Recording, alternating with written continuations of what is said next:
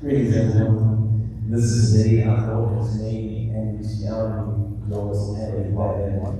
Even though we're here today to remember a dear loved one, Ambassador Larry Palmer, and I was his pastor for the last 5 years.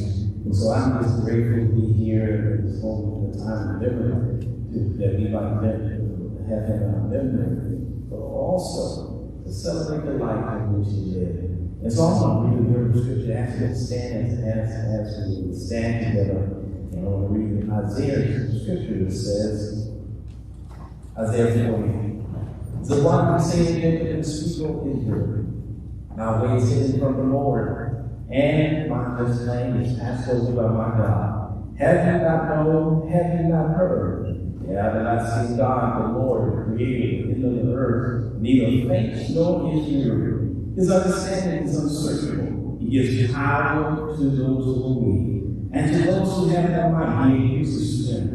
Even the youth shall faint and be weary, and young men shall utterly fall. And those who wait on the Lord shall renew his strength. They shall mount on wings like eagles, and they shall run and not be weary. They shall walk, and neither shall they faint. So let us enter into this moment of celebration with invocation, if you would bow with us. Heavenly Father, we thank you, Lord, for this day. We thank you, dear God, because we have come to celebrate a life and a man with a legacy that has touched so many abroad. And God, we just thank you, Lord, for the time that we share together. But now, Lord, we invite the power and aid of the Holy Spirit to walk with us, talk with us in this time and season. In particular to his son, Vincent, and to his wife, his father, and to all the family members, Brother Charles, and to all those that are gathered here today. Speak mightily, O Lord, now in the name of Jesus, Lord, we pray. And we say together, Amen. You might be seated as you come and get ready for the selection from this time.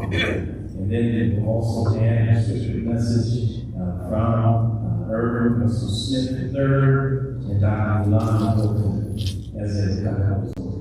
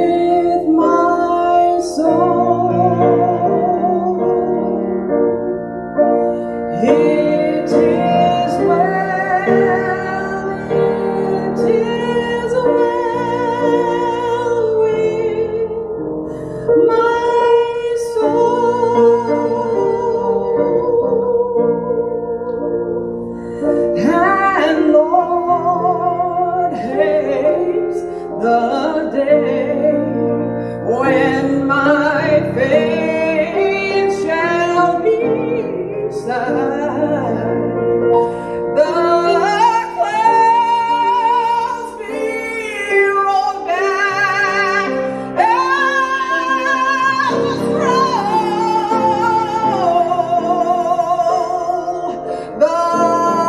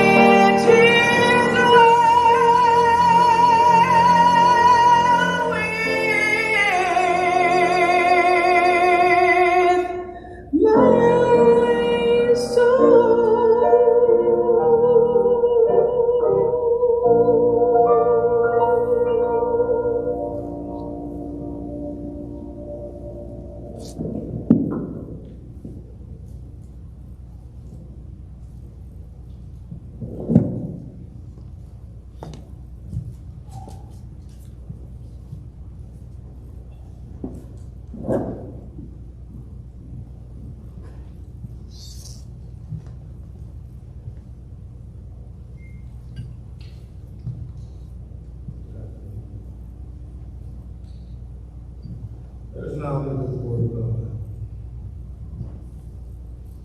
I will read Psalms 91, 1 through 6, 14, and 16.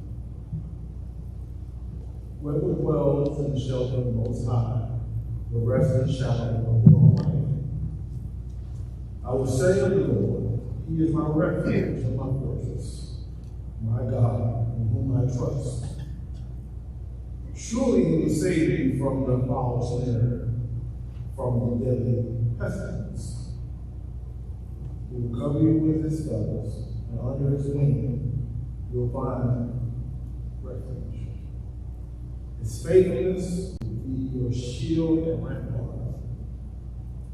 You will not fear the terror of night, nor the arrow that flies by day, nor the pestilence that stalks in the darkness, nor the plague that destroys at midday. Dropping down to 14. Because He loves me, says the Lord, I will rescue him. I will protect him, for he acknowledges my name. He will call on me, and I will answer him. I will be with him in trouble. I will deliver him and honor him. With long life I will satisfy him and show him my salvation. This concludes my reading.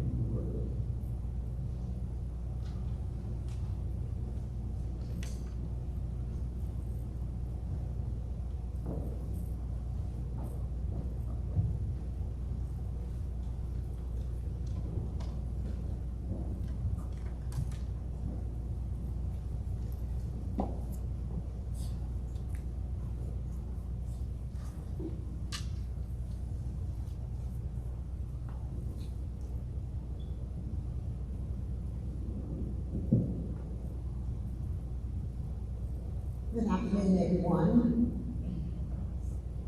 I'll be reading for you Revelation 21, verses 1 through 6.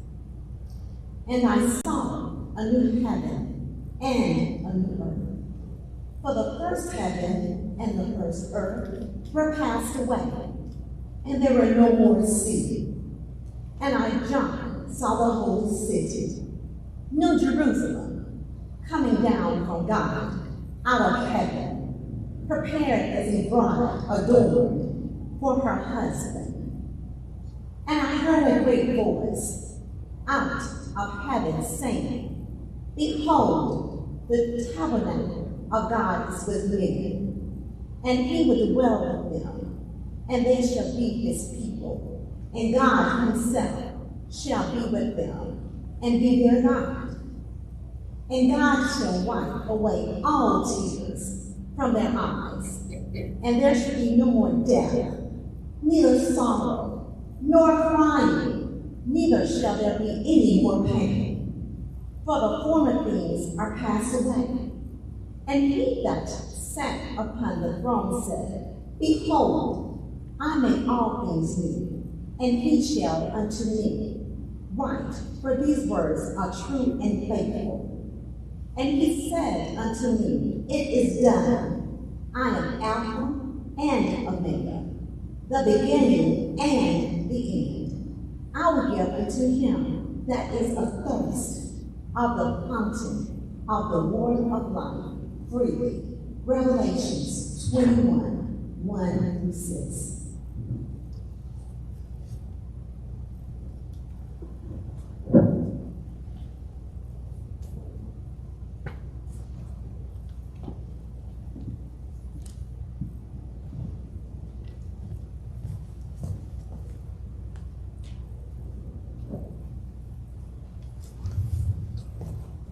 Let us bow. Dear Lord, we thank you for this day. Thank you, Lord, for the day you have granted to all of us. You've given us life, you've given us liberty, you've given us a day we can recognize that you still God, high and lifted up upon the throne. And Lord, we come here today, some with mourning, with heavy hearts, the memories and but I know it's in His presence. So, dear God, I just pray that you just allow the power and the aid of your Holy Spirit to just wrap His arms all around you. Touch their hearts, touch their minds, their souls, their spirit today. Because God, I know that just a few months ago, I was seated in the same place. And I know the pain and the sorrow, but I also know that you are God of our tomorrow. And so, dear God, I just pray that you not only keep the thoughts and memory and the love alive, but Lord, I just pray that you just give them life and continue to breathe upon them. Because, Lord, they need to face their tomorrows. Dr. Palmer will allow, will wish that they can see all the finest things in their future as they do desire. And so, dear God, I just pray that at this moment, and not only that you give them life, and give them life more abundantly, but keep the life as a sense of God, that you are the author and the finisher of all our faith. And we know, Lord, in the end, our day is coming to you. But Lord, let us not perish that day, but be mindful, Lord, all the joy in between the yesterdays and today. And so, God, we just ask that all of those who are present here, even right now, this prayer of comfort might just meet them in their very need and meet them right there where they are. We're already suffering from the pandemic on every side, but I know, Lord, that brings another new dimension to all of our lives. But dear God, I know that you're the author and the finisher of time. We just heard your word today, that you're the Alpha and the Omega. You're the beginning and also are the end. So, Lord, I know that you know everything, all things, and I just pray, Lord God, that you just hear the pain, hear your tears, and hear, like you said in your word, wipe every tear from eyes. God, just hear the family's cry. In the name of Jesus, Lord, we pray. Amen. We will now have song selection by Brianna Keith and Alonzo.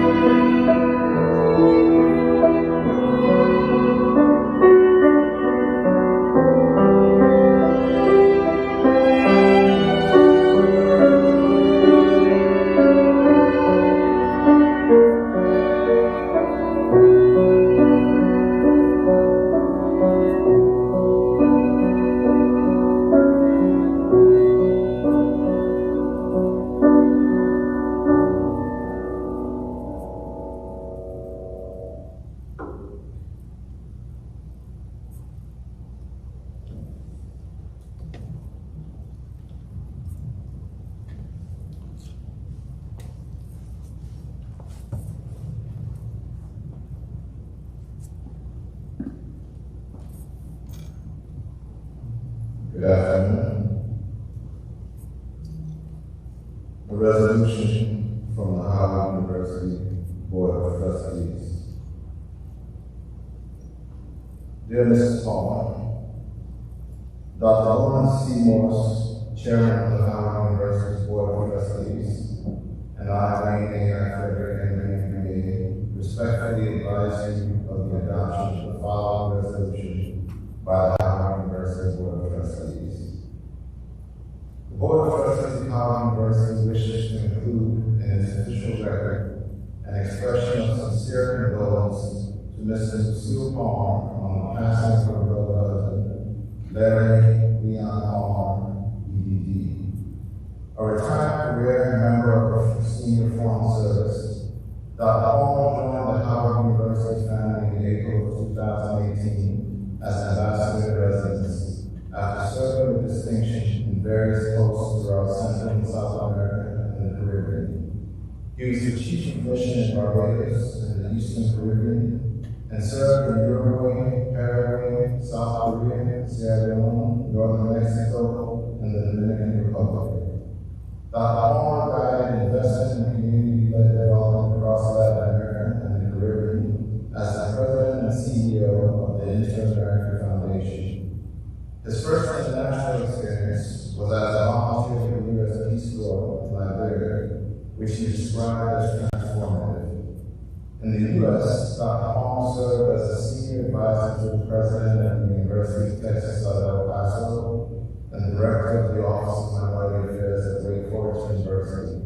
He earned his undergraduate degree from Emory University, his graduate degree in African history from Texas Southern University, and his doctorate in higher education administration and African studies from the Indiana University in Bloomington. We're grateful Dr. Palmer chose to share his expertise and knowledge with Howard. He was integral in the development of strategies to increase the university's engagement with international and domestic entities. He served as director of the Charles E. Randall, Thomas R. Pickering, and Donald Payne Fellowship programs, and was part of the committee negotiating with the Service Employees International Union, SEIU, the representative for non-tenured faculty. We knew Dr. Palmer for only a few years, but his kindness and optimism made a lasting impact on so many who worked with him or happened to meet him on the elevator or in the hallway.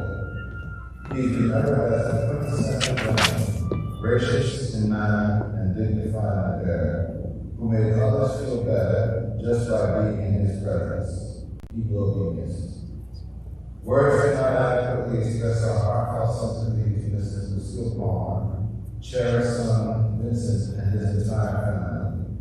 The board desires to convey that all members of our community share in their loss. Be it therefore resolved, this expression of sympathy in response to the death of Larry Leon Palmer, ED, be spread upon the minutes of the Board of Trustees of Howard University, with sympathy and compassion from our president, Dr. Wayne A. Frederick.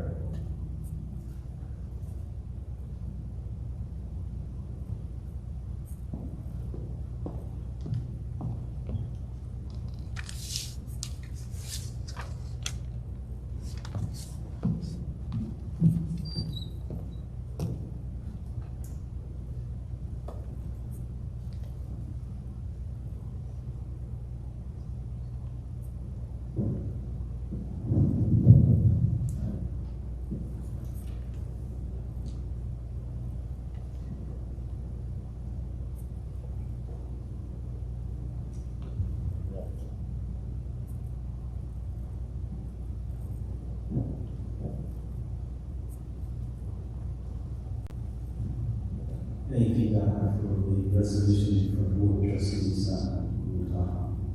And we did the announcement about some of the letters that we read from the churches that we was affiliated with to show the reflection of how much we get also regularly after reading the letters as a reflection from Charles Palmer, if you come, Dr. Palmer, if you come, Dr. Herman.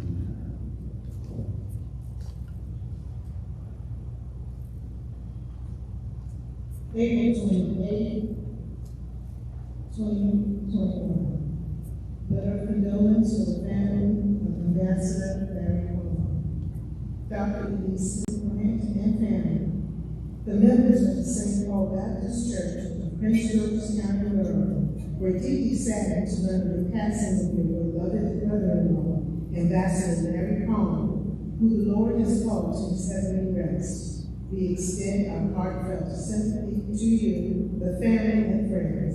Though the passing of your loved one is a void in your heart and in the hearts of those who knew and loved him, may he be long remembered for the many ways in which he shared his life with you and others.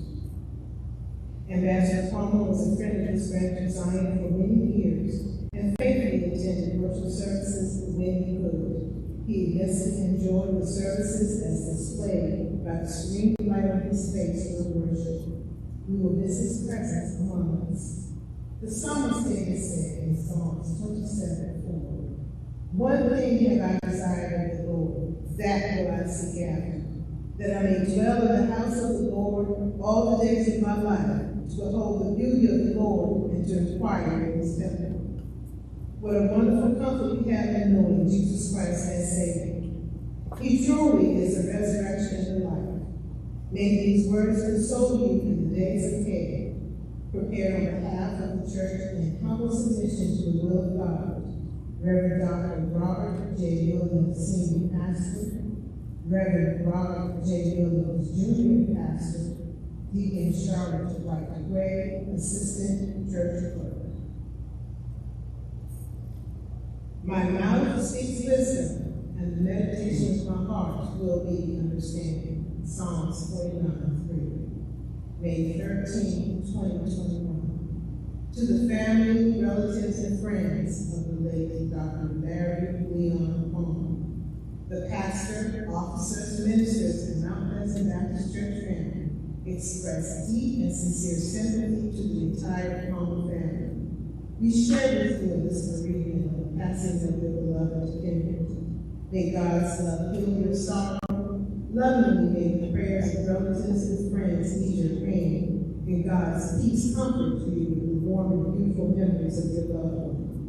Dr. Palmer was a firm believer in the Lord and worked diligently to fulfill many assignments given to show his commitment to the Lord in his church for 5 years. Dr. Palmer was influential as a catalyst to the church forum discussions on social injustice, civil rights, and the current crisis in America. He was an active member of the Golden Gym Senior Ministry, Church School, Men of Valor Ministry, and Sunday worship services. Dr. Palmer's character displayed the fruit of the Spirit, and he left a profound impression on his knowledge and relationship with Christ Jesus. Dr. Palmer was a great listener and showed a deep concern to all. He had an extraordinary love for his Heavenly Father. He was a Christian soldier who finished his sports on earth and now rests in his labor in heaven with the Lord. To the family and friends, God has called your loved one from his toil down here to his natural above, where he has found rest for his very soul. Knowing that shortly I must put off this life tabernacle, even as our Lord Jesus Christ has showed me. 2 Peter 1:14. Jesus has prepared a special place in heaven, as you know, for all of us who know the love of God and accept Jesus Christ as Savior and Lord. Remember that there is a loving God who is watching over you and with you throughout this time of need. He knows your loss and he hears your prayers. Jesus assured us that if we are one of his children, we and those we love will live with him forever. It is with that assurance that we send this message of consolation. Know that the care and our prayers and thoughts surround you in love and peace. We will continue to pray for each and every one of you. Done by the order of the Mount Pleasant Baptist Church, Alexandria, Virginia. For you, we are praying, Reverend Dr. Carl E. Johnson, Pastor.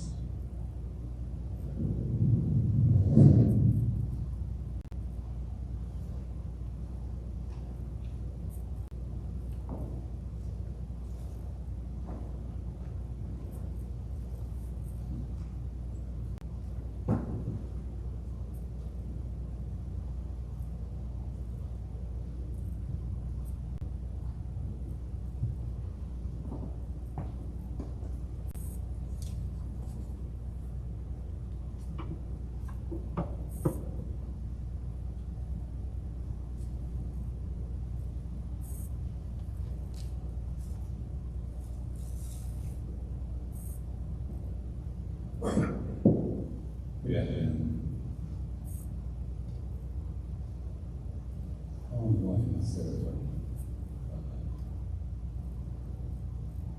I probably stand here like a scripture to talk about how I suffer. But in looking at man, they had over 3 minutes. And you get 60 times.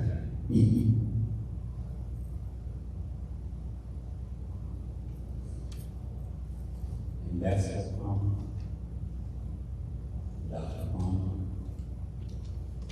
put to me, Mrs. Perry, and to all his friends at T.W. Joseph High School, class of 1966, and to all his personal friends. Even though he met with dignitaries, he also met with other people of the world. When he was home, he was just married. You know, whether or not what side of town he was from, or race, made no difference. He had a gift with people. I know probably one of the biggest arguments we had was when we were in college. I was in school, pharmacy manager. He was at Emory University. And I can remember vividly one day and coming over to my apartment. It's this green sheet, it's afro, and he was back there changing work. So he said, so what do you want to do? Major, what do you want to do? He said, I don't know, but I'm not going to do a job like everybody else in the morning when we're come back home. I said, brother, no matter what you do, get up in the morning, go to work, you will come back home. No, see, that's not what I'm going to do. I'm not going to do that. Everybody did that. Boy, I'm not going to do it. So that argument continued.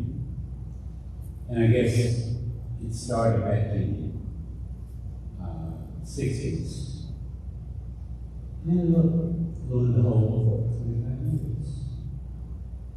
We continue to argue this time something. But to my surprise, 25 years later, I said, CP, you're right. I get up in the morning, go to work, and come back home. But, and I was victorious. I thought I had won the battle. But you know, if I think about it, no.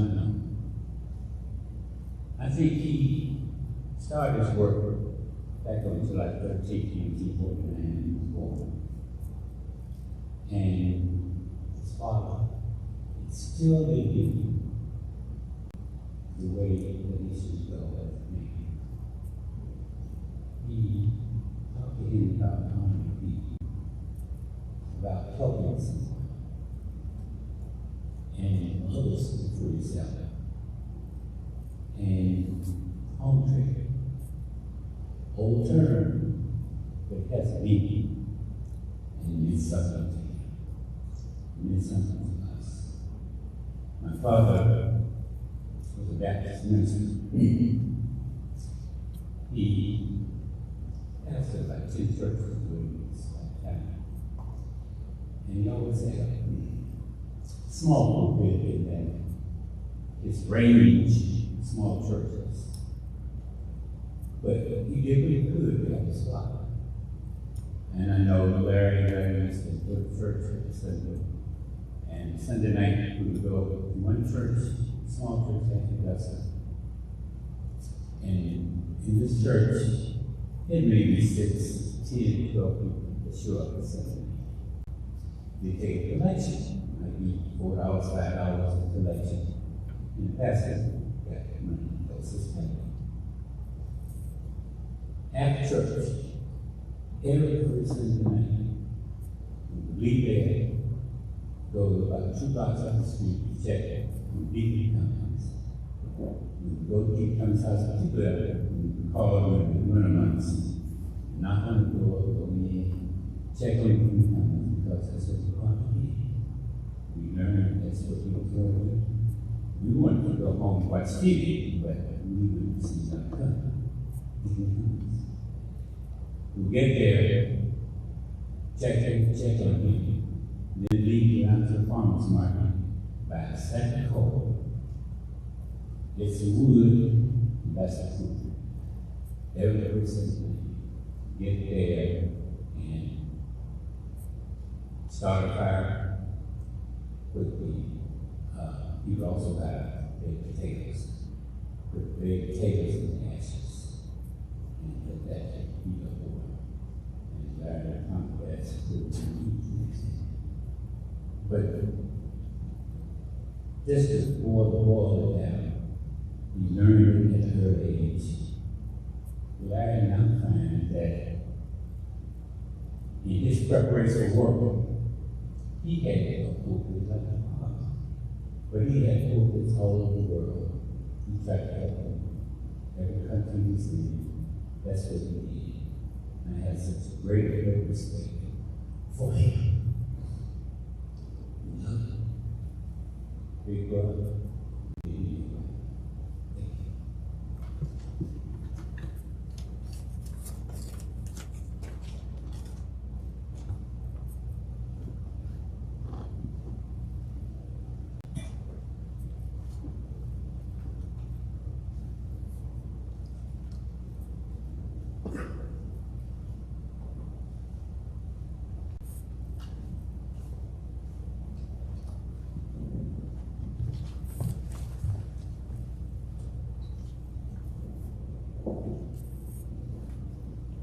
Good afternoon, everybody. What can I possibly say in a few moments that will capture the essence of Larry Young? First of all, let me say that I never thought of Larry as my brother-in-law. He was my brother by another mother. But I must say that his reputation preceded him. I heard about Larry before I ever met him. When I did meet him, he was this tall, dark, handsome man wearing a dashiki with a very large afro, playing a guitar, and fresh off of a stint in the Peace Corps. My first thought was, by word, my sister has married a hippie. By the way, he never got rid of the afro. That became his trademark. And for some reason, he never liked to go into the barbershop. So it fell Lucille's task to keep it shaped up. I have so many Larry moments that I could share with you, the time will not permit, but I will share with you a few things. My senior year in medical school, I found out that I was going to be inducted into the Medical Honor Society. And they were going to have a big black tie gala for the induction. Well, at the time, I was single. And who wants to go to a black tie affair in the evening gown unaccompanied? So I called my sister and said, "Can I borrow your husband for the evening?" They agreed, and Larry came, put on his tuxedo, and we spent the entire evening laughing at people who were trying to figure out who was this mysterious man that I had showed up with. Now, I found out fast that Larry was someone who specialized in thinking outside of the box. As soon as Lucille finished her master's degree, he insisted that she experience Africa also. So they flew off to Liberia, taught at Cuttington College, and for a year traveled around Africa.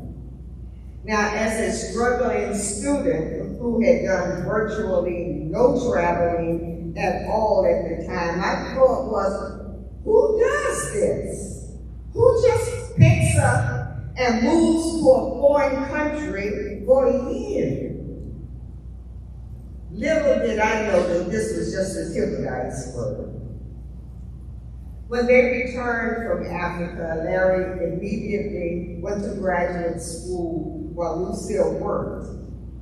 When he got his PhD and landed a job as a professor at Wake Forest, I was impressed. And now for most people, that would be the pinnacle of their career.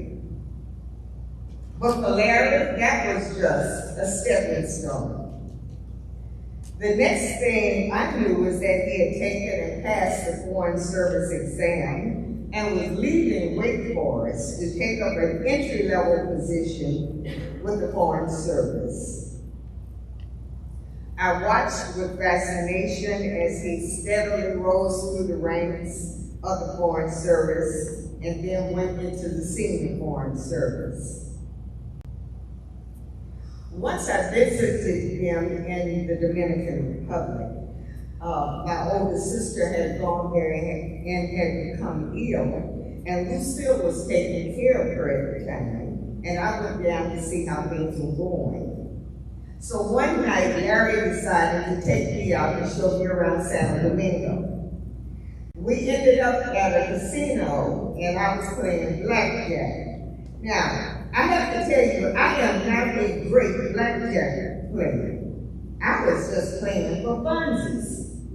But apparently, there was someone at the table who was a very serious blackjack player, and she did not like the way I was playing. And she would bad-mouth me in Spanish, thinking that I didn't know what she was saying. Well, I didn't know what she was saying, but Larry did. And after a while, he calmly turned around and in very good Spanish told her, if you don't like the way she's playing, go to another table. The look on her face was priceless. She looked up, you speak Spanish? He said, yes. And I had understood every word you have said. That was just one of the Larry moments. But throughout the years, no matter how high he rose in Foreign Service, he was always just my brother. My husband and I had the chance to visit them in Quito, Ecuador, while Larry was in charge of the affairs. When we got into the car to go somewhere, Larry sat in the back, and my husband sat in the front passenger seat. Now, initially, my husband thought he was special, until he found out that the ambassador never rode in the front passenger seat because his gun started flying. That's the first spot that would be shot. All of a sudden, he didn't feel so special. We also visited them in Barbados, and I remember one morning, Larry and Joe got up early and went to market. And Joe came back and said, you know, everybody at the market knew Larry. But not only that, Larry knew everybody at the market by name. He was the consummate diplomat. When he retired from the Foreign Service, it was an easy fit for him to come to Howard, because Larry, throughout his life, was always mentoring and supporting young people in their endeavors. It started way back when he brought Sable back home with him from the Peace Corps. He apparently had gotten very friendly with Sable's family and had convinced them to allow him to bring Sable to the U.S. to be educated here. So Sable officially became part of our family. Over the years, I continued to see how Larry mentored and even financially assisted so many young people in their efforts to realize their dreams. But for me, he was just my brother. He always supported me in my endeavors, and he was proud that I was a doctor. In fact, if I would call their home and he answered the phone, he would answer, "Doctor!"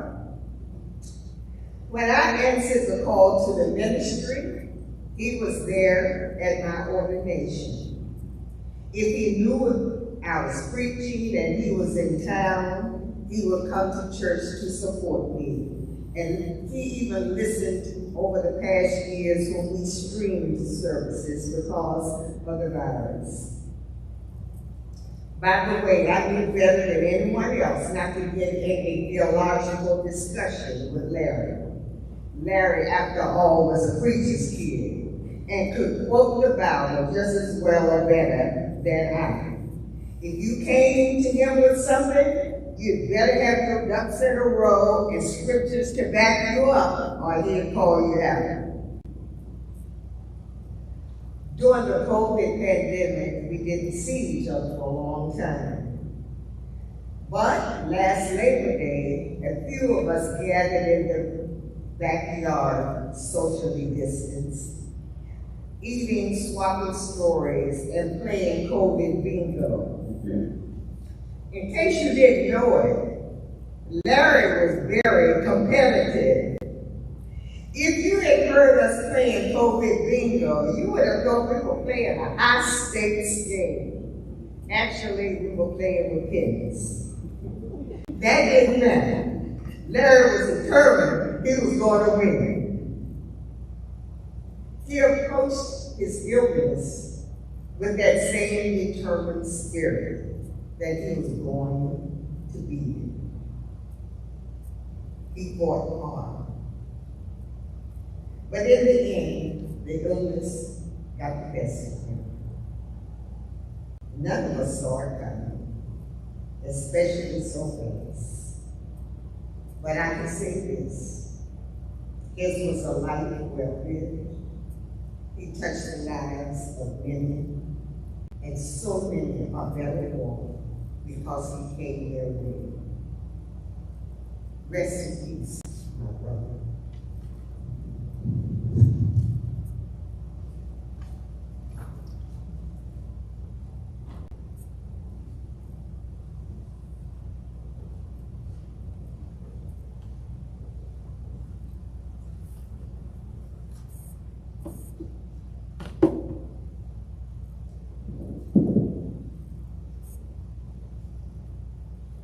Good afternoon. So much of Ambassador Palmer's life is about ending up in unexpected places and then doing extraordinary things once he found himself there. He didn't expect to find himself at Emory University during desegregation. Desegregation was not his name. But once he found himself there, he had a plan for himself. He didn't expect to find himself the U.S. Ambassador to Barbados, the Eastern Caribbean, and the Organization of Eastern Caribbean States, a region in which Venezuela looms large, the influence of Venezuela looms large. But I'm so glad that the touch of circumstance placed him there, because I would not have otherwise had an opportunity to work for him. I first met him while I was serving as Ambassador Bridgewater's Public Affairs Officer in Jamaica. They were friends and colleagues in that sub-region.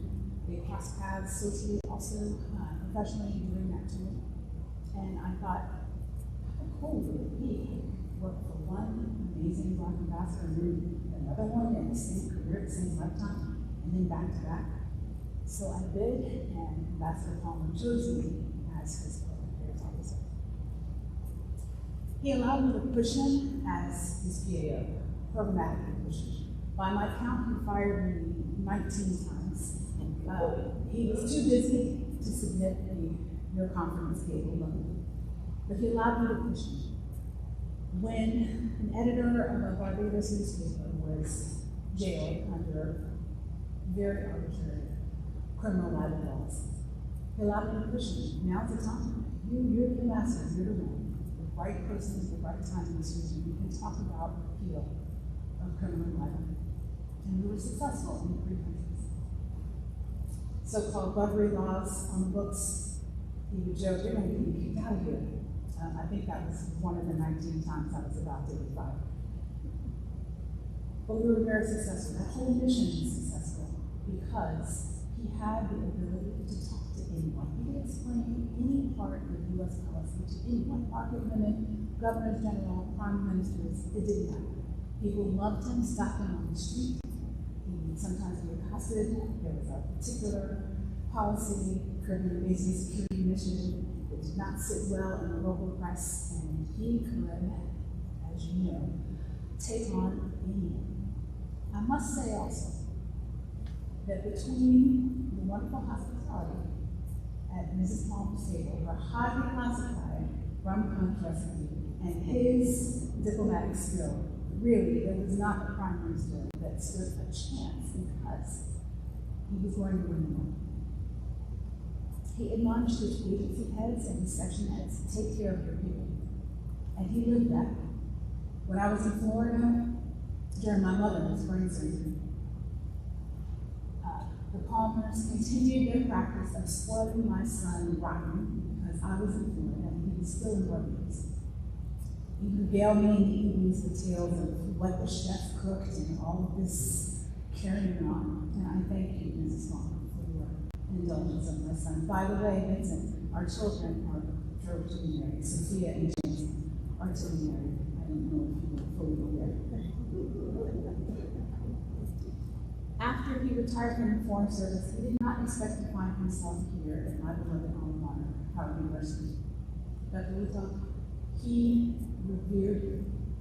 He absolutely adored working with you. And he greatly appreciated the relationship he had with you and with President Prescott. He came to love Howard as I do. For Patricia, for Lily, for Marianne, he so loved working with you on diplomatic fellowships. As you know, he knew them all. They were like his children. He loved the thought of helping to shape the future of the Foreign Service. About a year ago, he found himself in the felt budget circumstance. There would be no long retirement filled with years of playing with the grandkids. There would not be decades of serving as an advisor to their generation. But he did what he always does. He made a plan for excellence then. He wants his legacy to be the support of Black foreign service officers. If you've ever spent any time with him, you know how strongly he felt about Black voices helping the United States to continue perfecting our union. And a lack of those voices in the crafting and implementation of foreign policy diminishes this foreign service that we love. He wants that to be his legacy. I lost my own father when I was a student here at Howard University, but sometimes you get lucky, as I did, because I gained a foreign service one who corrected me with great love, fired me repeatedly, but never got around to sending the cake, and admonished me to be the best that I could be. And to my foreign service brothers, Daniel Delker and Gregory Campbell, whom he loved, two are together in Islamabad now. When next we're together, I will give you the unvarnished, unedited version of his admonition for us. He expects great things of us, and he expects great things of the Foreign Service. I thank you.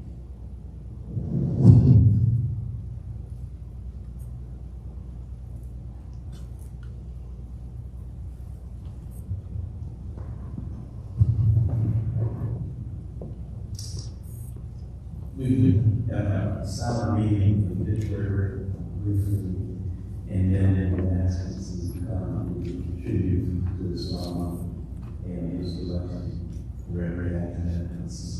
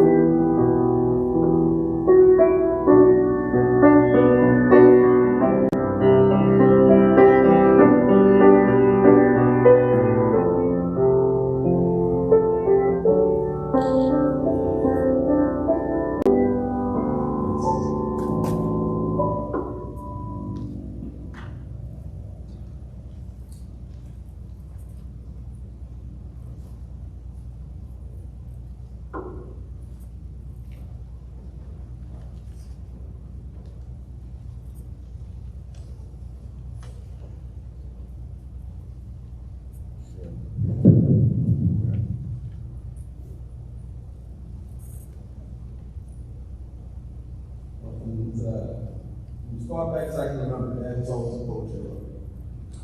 One poem always stood out as his favorite. He's been referenced here today a couple times, so I'd like to share that poem with you today.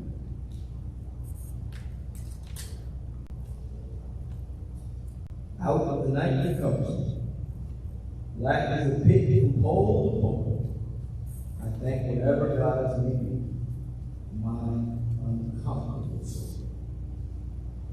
In fell such a circumstance, I've not winced nor cried aloud.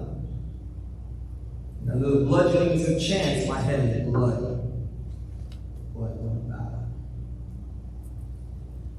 Beyond this place of wrath and tears, looms but the horror of the shame. And yet the menace of the years finds and shall find me unafraid. It matters not how straight the gate, how charged with punishments the scroll. I am the master of my fate. I am the captain of my soul.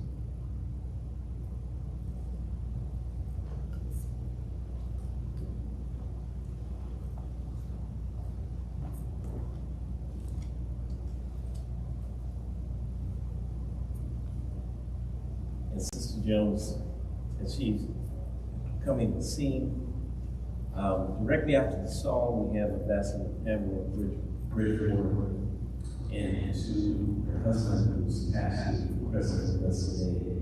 I agree with you, Pastor. Welcome you, and it's close to you as well. But I know Ambassador Pamela in Israel, and we thank God for her as a youth. And then directly after that, we have tribute, and then after tribute will be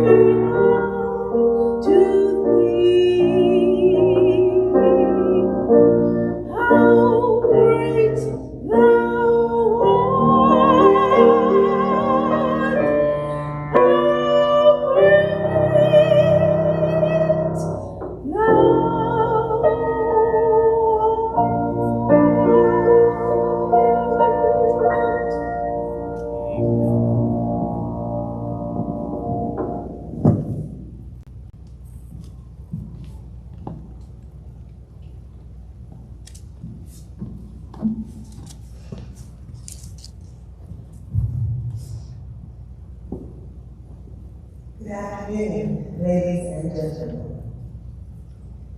To Larry's beloved son, Vincent, Mrs. Lucille Palmer, beloved wife, grandchildren Jordan and Sophia, relatives, friends, I send my deepest condolences and my sympathy. To Howard University Provost, Dr. Todd, other university officials, Reverend clergy present today, Ambassador Ruth Davis, fellow ambassadors, and other members of the U.S. Diplomatic Corps, representatives of international organizations and agencies, friends of the foreign and the civil service. I am indeed deeply honored and humbled to join you in bidding farewell to our esteemed colleague and friend, Larry Leon Palmer, with whom I shared a warm fellowship, both personal and professional, and wonderful interaction. Bidding farewell to Larry is not easy. In fact, it is unfathomable. It's tough to say goodbye to someone for whom you had such high respect, and someone for whom you care deeply, especially when the passing catches you off guard. Confident, consistent, caring. Larry Palmer was indeed, as has been said, the consummate diplomat. He had a persona larger than life. His smile, his regal bearing, his melodious voice, and his glistening, beautiful crown of silver white hair. Unforgettable. Larry's kingly afro crown hairstyle, as has been noted, will remain in our mind's eyes forever when we think of him. You know, hair symbolizes so many things. Long, short, extra straight, bald, movies, television programs, Broadway plays, and in so many ways it defines us. But I always felt that Larry's hair was a unique affirmation of his strength and his positive sense of self. The fact that Larry maintained his hair in the same fashion throughout all these years showed him to be a man of consistency. He was not the guy to follow the trend. No, he actually set trends that others sought to emulate. Larry Leon Palmer, the man knew exactly who he was, what he believed and stood for. His confidence and the way he cared about his fellow man and those vulnerable persons around the world made lasting and indelible impressions wherever he went. These traits were among his many standout qualities. I believe his self-confidence enabled Larry to be as considerate of others as he was. Confidence and caring, two sides of the same coin. That was Larry Palmer. Each of us certainly has a special recollection of Larry that we will always treasure. We know he so much enjoyed his volunteer service in the Peace Corps, and that led him to the Foreign Service, where we were all lucky to meet him. The Liberia experience reinforced his academic pursuits in African studies and his ongoing love for the African continent and people, and his hope to become a renowned Africanist. Larry and I shared the love of the motherland. We exchanged many stories often. He would talk about his diplomatic tour of duty in Sierra Leone. I would share with him my experiences in apartheid South Africa and the dismantling of apartheid. An indelible leadership style. Our careers moved along, and we found ourselves serving and working together in the Western Hemisphere. Our paths crossed in most unusual and unexpected ways. Larry had tours in Ecuador, Honduras, the Dominican Republic, and other countries in the region, as has been noted. Years later, I had accepted an assignment in the Office of Inspector General and led inspection teams to Ecuador and to the Dominican Republic. As I made rounds in those embassies, I interacted with personnel at all levels, normally the senior levels, but I talked to everybody. And mostly our local staff who were there asked me if I knew Ambassador Palmer, and they eagerly shared with me stories about him. My cachet was increased exponentially simply by saying, yes, I knew Ambassador Palmer. Ambassador Palmer is my friend. And of course, they told poignant stories, funny stories of the Palmer brand of effective leadership. For example, in the Dominican Republic, where I inspected the President's Emergency Plan for AIDS Relief, or PEPFAR, as it is known, the personnel there were eager to tell me how Ambassador Palmer embraced and supported persons living with HIV and AIDS with sympathy and sensitivity and empathy. The story was the same when I visited Honduras, where Larry served his first ambassadorship. The story was always the same. Larry Palmer left his indelible impression wherever he went. His was always a mark of excellence, of character, of fairness. He never failed to generate the highest accolades for our nation's diplomatic engagement. The theme of consistency in his actions underscored and defined his life and work. Larry Palmer was a man for all seasons and all reasons. His legacy shines gloriously whenever the white moon without bright stars is cast. During the 5 years he served as head of the Inter-American Foundation, his work was unmatched, especially with people of African descent, youth groups, and marginalized communities. In the Department of State, Larry's time as president of the Thursday Luncheon Group meant so much to him and to all of us. He spearheaded the group's mission to mentor, prepare, and assist African Americans to be successful in the top tiers of the Department of State. Civil service and foreign service officers benefit from Larry's counsel. His counsel was sought by entering officers, mid-career officers, and we, his peers, valued his judgment and opinions.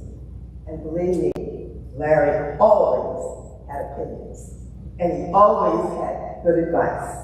Generously sharing it, sometimes whether we appreciate it or not.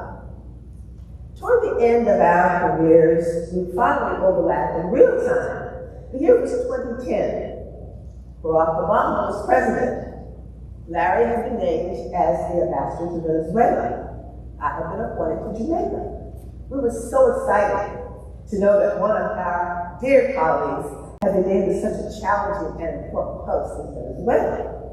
Larry's stellar work as president of the Inter-American Foundation and his vast experience in the region made him the best fit for that ambassadorship to Venezuela. In preparation for our new assignments, Larry and I were scheduled to appear before the Senate Foreign Affairs Subcommittee on the same afternoon. His statement to the committee was vintage Palmer: sound, smart, succinct.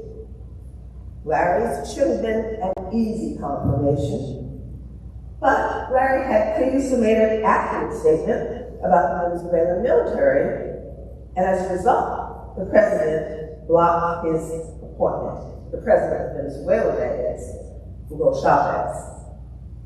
We, his friends, and so many others, feared that this man would be crushed by such a disappointment. But here again, the character of Larry Palmer shone brightly. No sulking, no pity party for this man, no negativity, but on to what lay ahead. Larry Leon Palmer was defined by strong character and consistency of service. While one ambassadorship ended before it began, another nomination was forthcoming. And Larry was nominated, as has been stated, to be the chief of mission in Barbados and to 7 countries in the Eastern Caribbean. And did he serve exceptionally well, breaking new ground in development assistance, law enforcement, civil society strengthening, and gender equity. Passionate, persuasive, fearless. During our time as ambassadors to Barbados and Jamaica, Larry invited me and my husband to visit Barbados, and he invited me to participate on a panel with him and several other officials. The subject was women's empowerment, gender equity, LGBT rights, among others. Never one to shy away from controversial and sensitive subjects, Ambassador Palmer led that panel with gusto and passion. His leadership was fierce, bold, and wise. I hasten to add a word about that personal touch of Larry Palmer. When I visited Barbados, Ambassador Palmer had secured the choir of Mile Virginia State University. And I had tried over many years to program them in Ghana and in Jamaica, unsuccessfully. But they came to Bridgetown. Only Larry Leon Palmer could pull that off. I was able to get out of Morgan State, but never Virginia State. But Larry was able to be that great force to bring them to Barbados. Ambassador Palmer's deep love of education, young people, and preparing the next generations for the Foreign Service brought him back to Howard University. Here on this hilltop high, he served with distinction as an ambassador in residence. In his final weeks, though his body was weakened, his mind and wit remained strong and sound. To the end, Larry was thinking of others, grateful for the great ride he had experienced during his lifetime. How comforting to find him ready and fearless about his transition, even though we weren't. But that's Larry Palmer, serving and caring, passionate to the end. His remarkable life leaves us with an exemplary example in this prophetic dictum from Micah 6, chapter 8, verse. The Lord God has told us what is right and what he demands. See that justice is done. Let mercy be your first concern, and humbly obey your God. Larry, may he rest in perfect peace.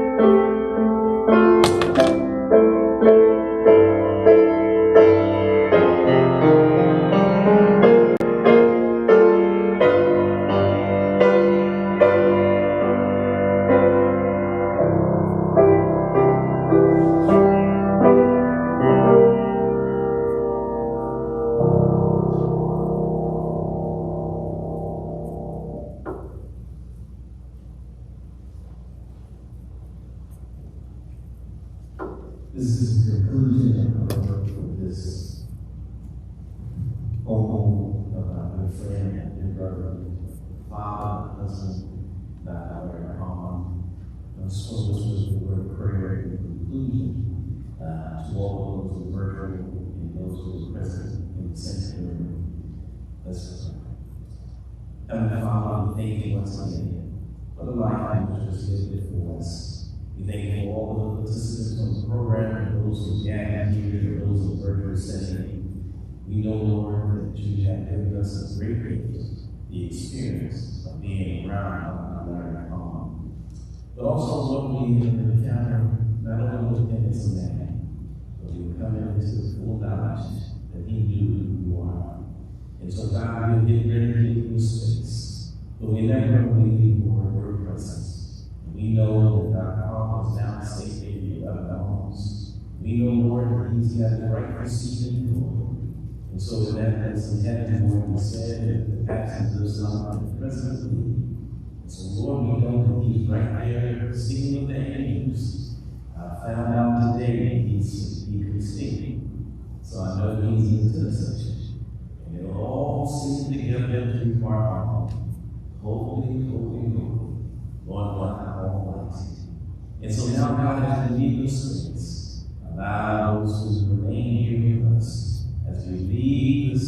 representing the system formation we have here at Howard University. God add grant blessings until we all begin. In the name of Jesus, we pray and we say to you, amen. God bless you.